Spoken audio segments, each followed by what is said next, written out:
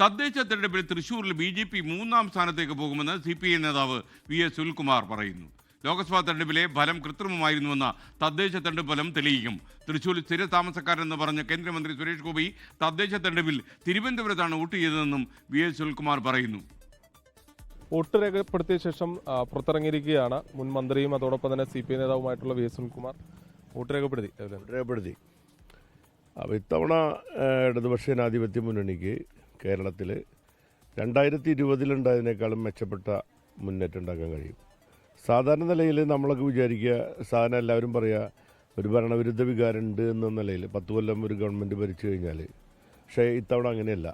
ഇത്തവണ ഗവൺമെൻറ് അനുകൂലമായിട്ടുള്ളൊരു ജനവികാരമാണ് ഈ തെരഞ്ഞെടുപ്പിൽ പ്രതിഫലിക്കാൻ പോകുന്നത്.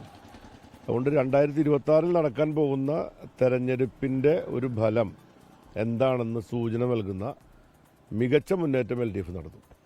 ഇപ്പോൾ ഈ കഴിഞ്ഞ ലോക്സഭാ ഇലക്ഷനിൽ ഇവിടെ വോട്ട് ചെയ്തിട്ടുള്ള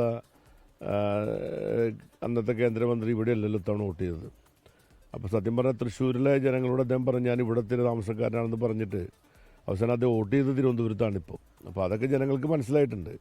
അപ്പോൾ ജനങ്ങളെ അനുഭവത്തിലൂടെ ചില കാര്യങ്ങൾ തിരിച്ചറിയാൻ ഈ തെരഞ്ഞെടുപ്പിലൂടെ കഴിഞ്ഞിട്ടുണ്ട്. BJPക്ക് ഒരിക്കലും കഴിഞ്ഞ 2025 ഉണ്ടാക്കിയ റിസൾട്ട് പോലും BJPക്ക് ഇവിടെ ഉണ്ടാക്കാൻ കഴിയില്ല തൃശ്ശൂർ ജില്ലയിൽ. ഇപ്പോൾ അവർ തൃശ്ശൂർ കോർപ്പറേഷൻ അടക്കം അവർക്ക് ക്ഷീണം ഉണ്ടാവുമെന്നാണ് ഞാൻ പ്രതീക്ഷിക്കുന്നത്. കഴിഞ്ഞ ലോക്സഭാ ഇലക്ഷൻ്റെ റിസൾട്ട് എത്രമാത്രം മാനിപ്പുലേറ്റഡ് ആയിരുന്നു എന്ന് ഈ തെരഞ്ഞെടുപ്പിലൂടെ അത് പ്രതിഫലിക്കും. ലോകത്തെവിടെയായാലും ഏത് സമയത്തും 24 വാർത്തകളും ഓഗ്മെന്റഡ് റിയാലിറ്റി പാക്കേജുകളും എക്സ്പ്ലെയിനറുകളും വിശദമായി കാണാൻ ഞങ്ങളുടെ YouTube ചാനൽ നിങ്ങൾക്ക് സബ്സ്ക്രൈബ് ചെയ്യാം.